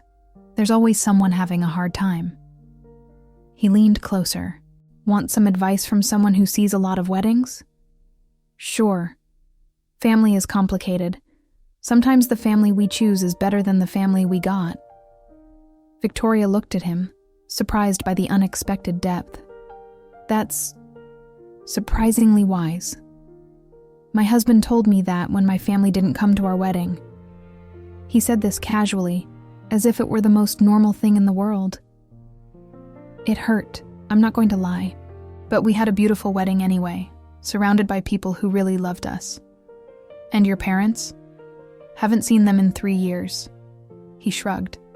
"But I'm happy. That's what matters, right? Being happy with who you are." If only it were that easy. I didn't say it was easy. I said it mattered. He served her another drink, though she hadn't finished the first. This one's on me, to celebrate surviving difficult families. Victoria toasted with him and took the shot. It burned going down, but it was a welcome distraction from the pain in her chest. Thanks, she said. No problem. And hey, if you need to escape early, the kitchen door goes directly to the parking lot. No one will see you leave. Victoria almost laughed. Was it that obvious she wanted to flee? I'll keep that in mind. She was seriously considering taking that escape route when she felt a presence beside her. She turned expecting to see Lucy again, or maybe her father with his own version of the same conversation. But it was Rebecca, and she looked terrified. I need to talk to you, Rebecca whispered. Now. Rebecca practically dragged Victoria to the same garden where they had danced, where they had kissed, barely hours before. But this time there was no romance in the air. Only panic. What's wrong? Victoria asked. Daniel knows. The world stopped. What? Not everything. Not about what happened earlier. Rebecca ran her hands through her hair. But he suspects something. He just asked me if there's anything between us. What did you tell him? I lied. What else could I do? I told him we were friends years ago, that there was tension from old family drama, but that it was nothing. Rebecca paced in circles. But he didn't believe me. I saw his face, Vic. He didn't believe me. Victoria felt panic rising too. How did he find out? Your cousin Lucy. She was talking with other cousins, and Daniel overheard them mentioning what happened 6 years ago. They didn't say much, just something about a scandal in both families. But it was enough for Daniel to start connecting dots. Shit. Shit? That's all you can say? Rebecca turned to her, eyes full of panic. Vic, I'm pregnant with this man's child. I married him. If he finds out that what? That we kissed? Or that we were together for 4 years? Both. Rebecca covered her face with her hands. God, what were we thinking? What was I thinking? I don't know. We weren't thinking. I have to fix this.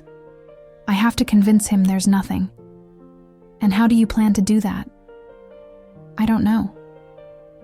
Rebecca looked at her desperately. Could you talk to him?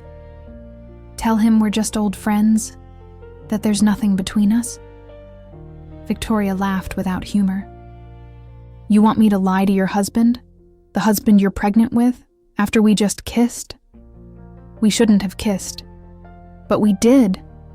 I know, Rebecca shouted, then lowered her voice, remembering where they were. I know, okay? I know, and I hate myself for it. I hate myself for putting you in this position. I hate myself for risking my marriage. I hate myself for still loving me, Victoria finished quietly. Rebecca froze. Don't say that. Why not? It's the truth. It's not. Rebecca. It's not. Rebecca shook her head violently. I love Daniel. I chose Daniel. I married Daniel. I'm going to have a child with Daniel. And yet you kissed me. It was a mistake. A mistake? Or the truth? Rebecca looked at her with a mixture of pain and rage. You can't do this. You can't come here after 6 years and confuse me like this. I'm confusing you? You're the one who followed me to the garden. You're the one who asked to dance. You're the one who... Because I was confused, Rebecca practically yelled. Because seeing you after so long brought back everything I'd tried to bury. But that doesn't mean it's real, Vic. That doesn't mean it's what I want. Then what do you want? I want my life. I want the life I've built. The safe life. The normal life. The life everyone approves of. The lying life. It's not a lie. It's just different from what I thought I wanted when I was 26. And what did you think you wanted? Rebecca looked at her directly. You. I thought I wanted you. The silence that followed was absolute. Thought, Victoria repeated. Past tense. Victoria. No, tell me. You don't want me anymore? All that you said earlier about not forgetting me, about never feeling anything like what you felt with me, was that a lie? It wasn't a lie, but it's not enough either. The words cut like knives. It's not enough? No, Rebecca had tears running down her face now. Because even if I wanted you, even if every cell in my body wanted you, I can't have you. I can't have that life. I can't face my family again. I can't go through that horrible therapy again. I can't be Charleston's disgrace again. Then what? You stay in a loveless marriage. I love Daniel. Maybe not in the intense, consuming way I loved you, but I love him. He makes me feel safe. He makes me feel accepted. And that has to be enough. Has to be. Or are you choosing it because it's easier? Because it's possible, Rebecca shouted. Because with you, Vic, it wasn't possible. We were a disaster. We destroyed each other. We lived hiding, lying to everyone, hating ourselves half the time. Is that what you want back? That constant pain? I prefer real pain to fake happiness. Well, I don't. Rebecca wiped away tears angrily. I've had enough pain for a lifetime. Now I want peace. And Daniel gives me peace. Daniel doesn't really know you. Maybe not. Rebecca looked at her fixedly. But you knew me, and look where that got us. The casual cruelty of the words made Victoria physically recoil. Rebecca, I need you to leave, Vic. I need you to leave Charleston and not come back. Because every time I see you, every time I'm near you, you remind me of everything I can't have. And I can't live like that. Not with a baby on the way. Not with a husband waiting for me in there. Worried and suspicious. So this is it? You're throwing me out of your life again? I'm not throwing you out. I'm letting you go. Rebecca put a hand on her belly. And I need you to let me go too. Please. Victoria felt as if something inside her was slowly bleeding out. What if I can't? Then you're going to have to learn. Because I've already decided, Vic. I chose Daniel. I chose this life. And nothing you say or do is going to change that. Not even the fact that you still love me. Especially that. Rebecca took a step back. Goodbye, Victoria. She turned to leave, but Victoria stopped her with a question that had been burning her throat. Is it mine? Rebecca froze. What? The baby. Victoria could barely believe she was asking this. Is it mine? Rebecca turned slowly with an expression of absolute shock. Are you joking? Just tell me the truth. No, it's not yours. How could it be? We're two women, for God's sake. You could have used, what? Artificial insemination? Without telling my husband? Rebecca looked at her as if she'd gone crazy. Vic, listen to yourself. You're looking for reasons to keep me in your life, but there aren't any. This baby is Daniel's. My life is with Daniel. And you have to accept it. Victoria felt the last threads of hope. Hope she hadn't even been aware of. Break. You're right, she said finally. You're right. Forgive me. That was inappropriate. Yes, it was. Rebecca sighed, and for a moment, her expression softened. Vic, I know this is hard, for both of us. But we have to be adults. We have to do the right thing. And what's the right thing? To forget each other, to move on, to live our separate lives. Rebecca held her gaze, and never, never be alone together again. That's easy. I don't plan to come back to Charleston after this. Good, good. They looked at each other for the last time, and Victoria memorized every detail. The way the moonlight illuminated Rebecca's face, the protective gesture of her hand on her belly, the sadness in her eyes that no amount of marital peace could completely erase. "Be happy, Rebecca," Victoria said finally. "Really, with Daniel, with your baby, with your life. Be as happy as you can. You too, Vic." But they both knew it was a kind lie. Neither of them would be completely happy again. But maybe, with enough time and distance, they could arrive at something like peace. Rebecca walked away, her steps echoing on the stone path. Victoria watched her go, memorizing the way she moved, the curve of her back, the sway of her hair. And then she disappeared back to the party, back to her husband, back to her life, leaving Victoria completely alone in the dark garden. Victoria didn't go back to the party. Instead, she followed the bartender's advice and slipped out through the kitchen door. No one saw her leave. Everyone was too busy celebrating, drinking, dancing. She called an Uber from the parking lot and returned to the hotel in silence. The driver tried to make conversation, but gave up after receiving only monosyllabic responses. In her room, Victoria took off the conservative navy blue dress and threw it on the floor. She removed her makeup so forcefully she hurt her skin. She let down her hair and got in the shower, letting the hot water run over her until the tank went cold. Only then, under the cold water, did she allow herself to really cry. She cried for Rebecca, for what they had had, and what they would never have. She cried for her family, for the acceptance that would never come.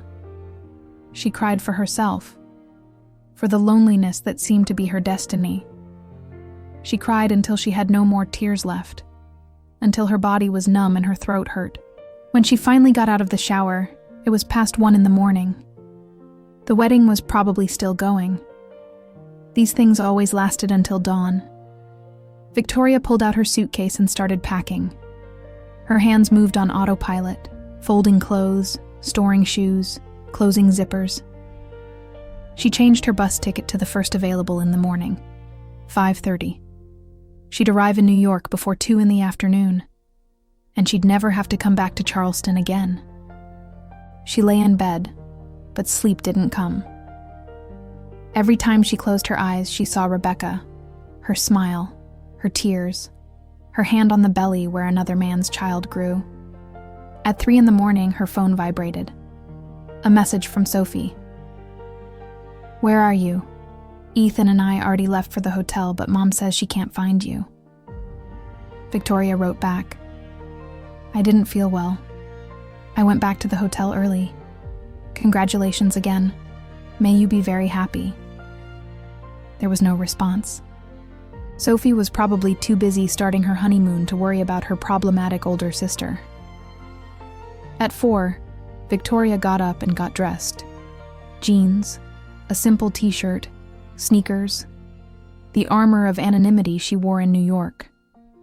At 4:30, she went down to the lobby and asked for a taxi to the bus station.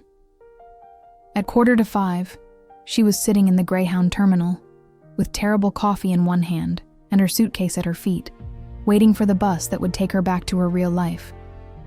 The terminal was almost empty at this hour. Just a few passengers, a businessman with his laptop, a young mother with 2 sleeping children, an old man reading a newspaper. And then, like a hallucination or a nightmare, she saw someone else enter. Daniel Parker, alone, without Rebecca. And he looked furious. He walked directly toward Victoria, and she knew, with that horrible certainty that sometimes comes before things explode, that he had discovered everything. "You," Daniel said, his voice trembling with contained rage. "You're Victoria Monroe." It wasn't a question. "Yes." I need you to tell me the truth. Right now." He sat in the chair across from her, and Victoria could see he hadn't slept. His eyes were red, his clothes wrinkled. "What was Rebecca to you?" Victoria looked at this man, this good, decent man who didn't deserve to be the collateral damage of her destroyed love story, and had to decide. She could lie. She could protect Rebecca. She could say, "We were just friends," and leave it at that. Or she could tell the truth. And for the first time in 6 years, Victoria chose the truth. "She was everything," she said simply. "Rebecca was my everything." Daniel froze, processing the words. Victoria saw every emotion cross his face: confusion, understanding, pain, rage. "Define everything," he said finally, his voice dangerously calm. "Do you really want to know?" "I wouldn't be here at 5 a.m. if I didn't want to know." Victoria took a breath. There was no going back now. "We were a couple for 4 years, from when she was 22 until 26. We hid because we knew our families would never accept it." Each word came out as if she were extracting it from her chest. "I loved her, and she loved me. Or at least, that's what I thought." Daniel closed his eyes for a long moment. "What happened?" "Her younger brother found us together, in her room." Victoria didn't elaborate on the details. He told their parents. Everything exploded. Her family tried to fix her. Mine threw me out. I left for New York, and we hadn't spoken since then until yesterday. Until the wedding. Until the wedding. Daniel opened his eyes. They were full of tears he was fighting to contain. "And last night, in the garden, I saw you were together. What happened?" Victoria could lie, could soften the truth, but she had already decided not to do that anymore. "We talked. We danced." She paused. "We kissed." Daniel stood up abruptly, walking away as if the words were toxic. He put his hands to his head, pacing in circles in the empty terminal. "My God! My God!" He repeated the words like a mantra. "She's pregnant. She's pregnant and she kissed her ex-girlfriend. I'm sorry." "You're sorry?" Daniel turned to her. "She's my wife. We're going to have a child together." "I know, and that's why it shouldn't have happened. It was a mistake." "A mistake? When? When was the mistake? When you kissed? Or when she married me without telling me she had a whole history with a woman?" She probably thought it wasn't relevant. "Not relevant?" Daniel's voice rose. "It's completely relevant. I married her believing I knew her, believing I understood who she was, and it turns out there's a whole part of her life she never mentioned." "Would you have asked her, specifically?" "I didn't have to ask her specifically. It's the kind of thing you mention when you're building a life with someone." Daniel dropped into the chair again, head in his hands. "All this time, every time I mentioned your name, she got weird. Every time we talked about her past, there were empty spaces. I thought she was just private, but no. It wasn't that." Victoria said nothing. What could she say? "Does she still love you?" Daniel asked suddenly. "You'd have to ask her that." "I'm asking you." Victoria looked at him directly. "Yes.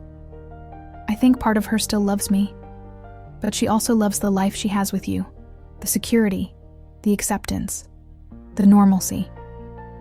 That's not love. That's convenience. Sometimes convenience is enough. For you? No. But I'm not Rebecca." Daniel rubbed his face tiredly. "You know what the worst part is? That I can see why she chose this. She chose the easy life, the approved life." He paused. "And I'm part of that easy life. I'm the convenient husband, the one who makes her family accept her. It's not that simple, isn't it? Daniel looked at her bitterly. Because from where I'm sitting, it seems pretty simple. She loves you, but can't have you. So she settles for me. I don't think it's settling. I think she genuinely appreciates you. Appreciating isn't loving. No, but it's something. Silence. Outside, the sky was beginning to lighten with the first signs of dawn. "Why are you telling me all this?" Daniel asked. "You could have lied. You could have told me you were just old friends and left it at that." "Because I'm tired of lying. And because you deserve to know the truth before making decisions about your life." Decisions? About whether you want to stay with someone who lies to you, who hides fundamental parts of who she is. Daniel looked at her for a long moment. "You know what's ironic? That I don't care that she was with a woman. I care that she lied to me. That we built this whole life on a false foundation. Maybe it's not false. Maybe it's just incomplete. It's the same thing. It's not." Victoria leaned forward. "Look, I'm not going to defend Rebecca. What she did was wrong. Kissing me was wrong. Hiding her past from you was wrong. But I also understand why she did it. Living openly as a gay woman in Charleston destroys lives. It destroyed mine. It destroyed hers. And when she finally found an exit, a way to have the life everyone expected of her, she took it. But that life included lying to me. Yes. And that was wrong. But it has to be your decision whether you can live with that or not." Daniel stayed silent, processing. Victoria saw bus number 301 to New York entering the terminal. "That's my bus," she said. "And that's it? You're just leaving like this?" "What else can I do? I can't give you more answers. I can't fix your marriage. I can only leave and let you process this." "What if I want more information? If I have more questions?" Victoria pulled out a card from her wallet, her work card from the gallery in New York, and gave it to him. "My number is there. If you need to talk, call me. But don't expect it to be soon. I need time to get over all this too." Daniel took the card, looking at it as if it were a strange object. "One last question. Okay, would you go back to her? If she left everything, her marriage, the baby, her life here, would you go back to her?" Victoria considered lying one last time, but didn't. "I don't know. The part of me that still loves her would say yes without thinking. But the part that has spent 6 years rebuilding itself knows it would be a disaster. We're the same people we were 6 years ago, with the same problems, the same toxic families, the same fears." She stood up, pulling her suitcase. "And besides, she's not going to leave everything, not for me. She made that clear last night." "Then why did she kiss you?" "Because we're human. And sometimes emotions are stronger than logic." Victoria started walking toward the bus, then stopped. "Daniel, if you decide to stay with her, do it because you really love her. Not because of the baby, not because it's easier, but because you believe you can build something real together. And if you decide to leave, do it knowing you're not the villain. Sometimes relationships don't work, and that's okay. And you? What are you going to do?" Victoria smiled sadly. "I'm going back to my life in New York. I'm going to therapy, finally. I'm going to try to date women without comparing them to Rebecca. I'm going to try to be happy, or at least be at peace." She looked back one last time. "And I'm never coming back to Charleston." "That's sad." "It is. But it's necessary." The bus driver announced the last call to board. Victoria started to walk away, but Daniel's voice stopped her. "Victoria." She turned. "Thank you for telling me the truth. I know it was hard. Good luck, Daniel. Really. Whatever you decide to do, I hope you find peace. You too. Victoria boarded the bus and found a seat by the window. While she stored her suitcase in the overhead compartment, she saw Daniel still standing in the terminal, with Victoria's card in his hand, looking lost and broken. The bus started, slowly pulling away from the terminal, from Charleston, from the whole life Victoria had left behind 6 years ago. She took out her phone and put it on airplane mode. She didn't want messages. She didn't want calls. She didn't want to know what would happen when Daniel went back to Rebecca. She reclined her seat and closed her eyes, letting the bus's movement rock her. And for the first time in 2 days, she felt something like peace. It wasn't happiness. It wasn't relief. But it was the absence of active pain. And that was enough for now. The trip to New York took 8 hours. Victoria slept most of the way.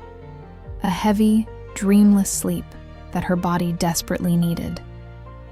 When she finally woke up, the bus was entering Port Authority Bus Terminal. It was almost 1:30 on Sunday afternoon. New York was alive with its usual chaos, impossible traffic, street vendors, the smell of pretzels and exhaust fumes. Home. It wasn't perfect. It wasn't easy. But it was hers. She took an Uber to her apartment in Greenwich Village. The driver, fortunately, didn't try to make conversation. Victoria looked out the window, watching the city pass by. Washington Square Park, the Empire State Building, the tree-lined streets of her neighborhood. When she finally arrived at her building, she climbed the 3 flights with her suitcase, opened the door to her apartment, and let the familiarity envelop her. Her worn but comfortable couch, her bookshelf full of art books, the plants her neighbor had been watering, the photos on the wall, photos of friends from New York, of trips she'd taken alone, of the life she'd built without Rebecca. She dropped her suitcase on the floor and collapsed on the couch. Her phone, now back online, started vibrating immediately. Messages from Danielle. Did you get back? Are you still alive? Answer, or I'm coming to your place. Victoria wrote, got back. Alive. Destroyed, but alive. Tomorrow brunch? The response came instantly. Obviously. Love you, asshole. Love you too. There were more messages. One from Sophie. Mom says you left without saying goodbye. That wasn't cool, Vic. Victoria didn't respond. There was a message from an unknown Charleston number. Her heart raced, thinking it might be Rebecca, but when she opened it, it was from Lucy, her cousin. I heard you left early. Don't blame you. This family is a circus. Call me when you want to talk. Miss you. She did respond to that one. Thanks, Lou. Miss you too. There were no messages from Rebecca, no messages from Daniel, and there probably never would be. Victoria got up and went to her small kitchen. She made coffee, too strong, as she always did, and sat on her window ledge, looking down at the street. Couples walked hand in hand. Families went to the park. Life continued, indifferent to her personal drama. And that was good. That was how it should be. Her phone rang. A call, not a message. Her heart stopped when she saw the Charleston area code, but it wasn't Rebecca's number. It was Daniel's. Victoria considered not answering. Considered blocking the number. Considered pretending this part of her life was already over. But she answered. Hello? Hello, Victoria? Daniel's voice sounded tired. Sorry for calling so soon. I know you said you needed time. It's okay. What happened? I talked to Rebecca. I told her I found you at the terminal, that we talked, that you told me the truth. Victoria waited. She confessed everything. Daniel paused. About her relationship with you. About the therapies her parents forced her to take. About why she never told me. and about the kiss last night. I'm sorry. No, I'm not blaming you. Or well, not just you. Daniel sighed deeply. You both made that decision, but Rebecca is devastated now. She thinks I'm going to leave her, that I'm going to take the baby away. She's hysterical. And are you going to do it? I don't know. He sounded genuinely lost. I love her, or I love the person I thought she was. But I don't know if I can trust her again. I don't know if I can build a life with someone who hid something so fundamental from me. That's your decision, Daniel. Not mine. I know. But I needed someone else to know. Someone who understood. He paused. Her parents don't know we saw you last night. They think I just found out about the past. And Rebecca wants to keep it that way. She doesn't want them to know about the kiss. Makes sense. If Mr. Ashford finds out? Exactly. Daniel sighed. So now I'm in this position of having to decide whether to tell her family the complete truth or keep the secret. What do you gain by telling them? I don't know. Validation? Justice? He paused. Maybe I just want someone else to feel a little of the pain I'm feeling. That's human, but it's also vengeful. I know. That's why I'm calling you, because I need someone to tell me not to be a vengeful asshole. Victoria couldn't help but smile a little. Don't be a vengeful asshole. That's it? What else do you want me to say? Look, Daniel, I understand you're hurt. You have every right to be. But telling Rebecca's family will only make things worse for everyone. For her. For you. For the baby. And what am I supposed to do? Decide if you can forgive her. If you can build something real with her knowing the complete truth. And if you can't, then end things civilly. But don't destroy her out of revenge. Daniel stayed silent for a long moment.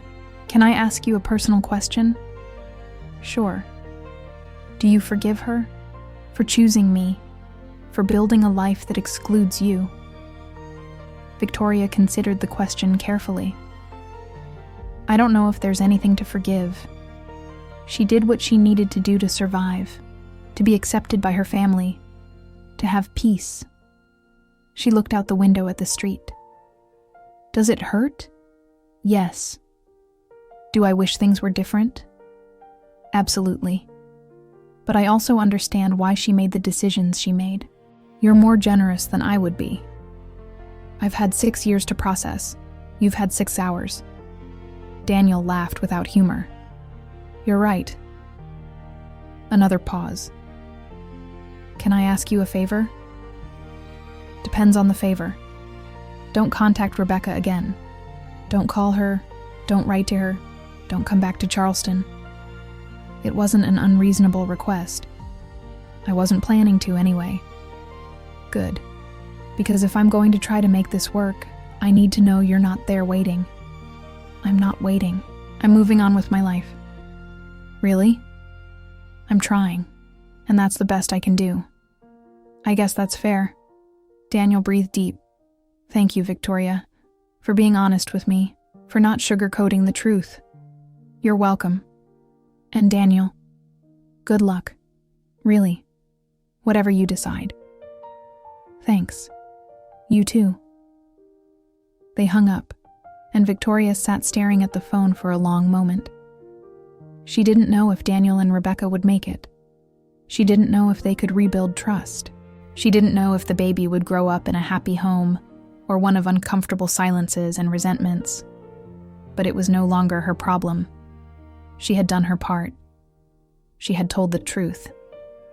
And now she had to let go for real. She finished her coffee, showered, and got into her bed. Her own bed, in her own apartment, in her own life. And for the first time in years, she slept without dreaming of Rebecca. 6 months later, Victoria was hanging a new exhibition at the gallery when her phone vibrated. It was a message from Lucy, her cousin. They had been in regular contact since the wedding. Occasional phone calls, funny messages, attempts to maintain some kind of family connection despite the distance. Did you see the news? Victoria frowned. What news? Rebecca and Daniel separated. She's living with her parents again. The baby was born 2 weeks ago. A girl.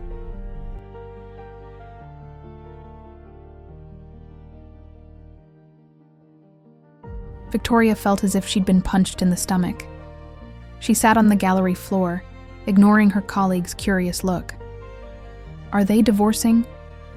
Not officially yet, but Daniel moved out, says he needs space, that he can't be in a relationship where he doesn't trust the other person. How's Rebecca? According to my mom, she's devastated, cries all the time. Her parents are furious with Daniel. They say he abandoned his family. Of course they would say that. It would never be Rebecca's fault. It would always be someone else's. And the baby? Healthy, beautiful according to the photos. Her name is Emma. Emma. A beautiful name. Victoria wondered if Rebecca ever thought of her when she looked at her daughter. If she ever wondered how her life would have been different if she had made other choices. Thanks for telling me. Are you okay? Victoria considered the question honestly. Yes, I'm okay. And it was true. It hurt to know Rebecca was suffering. It hurt to know the marriage she had pinned all her hopes on had crumbled. It hurt to think of her alone with a newborn baby, living again under her parents' roof at 32. But she also knew it wasn't her responsibility to fix it. It wasn't her responsibility to rescue Rebecca again, because she would rescue herself, eventually.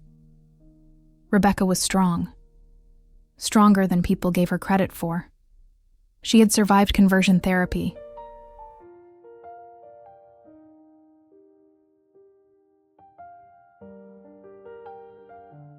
She had survived the scandal.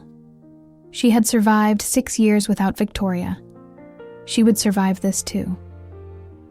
Victoria put away her phone and went back to hanging the paintings. She had an exhibition to finish. A date that night with a woman named Carmen she had met at a book club. A life to continue living. A year after that, Victoria was having coffee at her favorite place in the village when her phone rang. An unknown Charleston number. Her first instinct was not to answer. But something, curiosity maybe, or simply fate, made her answer. Hello? Hello, Victoria. A voice she would recognize anywhere. It's me. Rebecca. After more than a year without any contact. Victoria felt her heart racing, but her voice stayed calm. Hello, Rebecca. I know I probably shouldn't call. I know Daniel asked you not to contact me, but I needed to hear your voice. Is everything okay?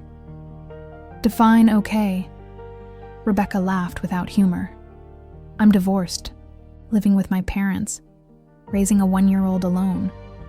But I'm surviving. I heard about Daniel. I'm sorry. Don't be sorry. It was for the best. He deserves someone who can love him completely. And I deserve... She interrupted herself. I don't know what I deserve, honestly. You deserve to be happy. Do you really believe that? Yes. Silence. Victoria could hear background noise. Probably the baby making baby sounds. How's Emma? Beautiful, smart, exhausting. Rebecca sighed. She looks more like Daniel than me, which makes everything more complicated. Does he see her? Every other weekend. He's a good father, just couldn't keep being my husband. Another pause. Victoria, I need to tell you something. Okay. I've been going to therapy, a real one, not that conversion therapy garbage my parents made me take. A real therapist in Atlanta who specializes in LGBTQ+ issues. Victoria felt something loosening in her chest. That's great, Rebecca, She's helping me process everything. Us. Daniel. Who I really am. Rebecca breathed deep. And I realized something. What? That I spent my whole life trying to be who others wanted me to be. My parents wanted me to be heterosexual. Society wanted me to be normal. Daniel wanted me to be his perfect wife. She paused. But I never asked myself what I wanted. And what do you want? I'm still figuring it out. Rebecca sounded tired but honest. But I know I don't want to lie anymore. I don't want to hide anymore. I don't want to live my life trying to make everyone happy except myself. That sounds like progress. It is. It's terrifying, but it is. Another pause. My parents aren't taking it well. When I told them I was in therapy exploring my sexuality, my mother almost had a heart attack. My father says I'm using the divorce as an excuse to fall back into old habits. I'm sorry. Don't be sorry. I don't care as much as I used to. Maybe it's maturity. Or maybe I'm so exhausted from trying to please them that I finally gave up. Rebecca laughed. You know what's ironic? Emma saved me in a way. Because when I look at her, I want to be brave for her. I want her to grow up seeing her mother living authentically, not hiding. Victoria felt tears in her eyes. That's beautiful, Rebecca. Victoria, Rebecca seemed to struggle with the words. I'm not calling to ask you to get back together with me. I know that ship has sailed. I know I hurt you too much, that I lied too much, that I chose the easy path when I should have chosen the right path. Rebecca, let me finish, please. Rebecca breathed shakily. I just wanted you to know that I finally get it. I understand what you were trying to tell me so many years ago, about living authentically, about not hiding, about choosing love over fear. She paused. And I'm sorry I wasn't brave enough to choose you then. Victoria's tears were flowing freely now. I'm sorry too. Are you happy? In New York? Victoria considered the question. I'm at peace, which is different from happy, but it's enough for now. I have a life I built myself, friends who accept me, a job I love. I'm even dating someone. Her name is Carmen. She's a psychologist. She makes me laugh. That's wonderful, Vic. Really. And you? Are you going to stay in Charleston? For now. Emma needs stability, and as complicated as my parents are, they love her. But I'm considering moving eventually. Maybe to Atlanta, where my therapist is. Start over. That would be good for you. It would be. Rebecca paused. Victoria, can we be friends? I know it's a lot to ask after everything, but I'd like to have you in my life somehow, even if it's just occasional messages or calls from time to time. Victoria closed her eyes, considering. Part of her wanted to say no, wanted to protect herself from more potential pain, wanted to leave the past buried. But another part, the part that still remembered the 18-year-old Rebecca, who had been her best friend before being her lover, wanted to say yes. We can try, she said finally. But slowly, and with clear boundaries. Of course, whatever you need. And if at any point it becomes too difficult, we have to be honest about it. Agreed. Emma started crying in the background and Rebecca sighed. I have to go. It's her nap time and she's a nightmare when she doesn't sleep on schedule. Go. Take care of your daughter. Victoria, thank you for answering, for listening, for being so generous when you didn't have to be. You're welcome. Take care of yourself, Rebecca. You too, Vic. They hung up, and Victoria sat in the cafe looking at her phone. She didn't know if they could be friends. She didn't know if it was healthy to try. She didn't know if she was making the right decision. But she knew that for the first time in years, she had heard Rebecca's voice without feeling like she was drowning. And that was progress. 2 years later, Victoria was at the opening of her own gallery. Yes, her own gallery. Something she had been dreaming about for years, when her phone vibrated. A message from Rebecca. "Saw your interview in Art today. Congratulations on the gallery. I knew you'd do it." Victoria smiled. They had maintained irregular contact during the last 2 years. Never too much, never too personal, but enough to know what was happening in each other's lives. She knew Rebecca had finally moved to Atlanta, that she was teaching full-time at Emory University, that Emma was now in preschool, that she had dated some people, both men and women, while discovering who she really was. And Rebecca knew that Victoria and Carmen had broken up after 2 years, but remained friends, that the gallery where she worked had offered her a partnership, that she was considering adopting a dog. They were life updates, friendly, safe, and it was enough. "Thanks," Victoria wrote back. "How's Emma?" "Terrible. She just discovered she can say no to everything. It's my karma." Victoria laughed. She looked around her gallery, full of people celebrating with her. Carmen was there, smiling with pride from across the room. Danielle was there, taking photos for Instagram. Her colleagues, her friends, her chosen family. She didn't have her blood family. She probably never would. But she had this. She had a life she had built with her own hands. She had people who loved her for who she was.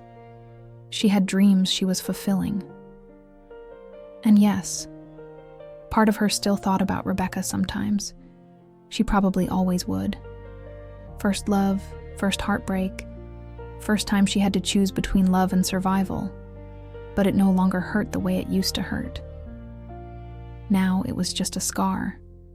Visible, permanent, but healed. Her phone vibrated again. "Vic, can I tell you something?" "Sure. I'm proud of you, really. Not just for the gallery, but for everything. For building a life that's yours. For being brave when I couldn't be. For showing me it was possible." Victoria felt tears stinging her eyes. "Thanks. That means a lot. And I'm getting there too. Slowly. But I'm getting there. I know. And I'm proud of you too." "Really?" "Really." Because it was true. Rebecca had taken the harder path to get where she was. She had had to undo years of conditioning, of fear, of shame. She had had to do it while raising a daughter alone, while dealing with a divorce, while facing the constant judgment of a society that didn't want her to be who she was. And she was making it. Not perfectly, not without stumbling, but she was making it. "I have to get back to the opening," Victoria wrote. "But we'll talk soon, okay?" "Okay, enjoy your night. You deserve it. You deserve good things too, Rebecca. Don't forget that." "I'll try. Goodbye, Vic." "Goodbye, Rebecca." Victoria put away her phone and returned to her gallery, to her life, to her future. And for the first time since her sister's wedding almost 3 years ago, she felt something more than peace. She felt hope. Not hope that she and Rebecca would get back together. That ship had sailed long ago. But hope that they would both find what they were looking for. That they would both build authentic lives. That they would both heal completely someday. And maybe, just maybe, they could do it while maintaining some version of friendship. It wouldn't be the epic love story they might have wanted when they were 25. But it would be real. It would be honest. It would be enough. And sometimes, enough was more than enough. Sometimes, enough was everything. Thank you for joining me on this story of love, loss, and redemption. If this narrative touched your heart, I invite you to subscribe to the channel and share it with people who appreciate real stories about love in all its forms. Your support helps us continue creating content that reflects the complexity of human relationships. Until the next story.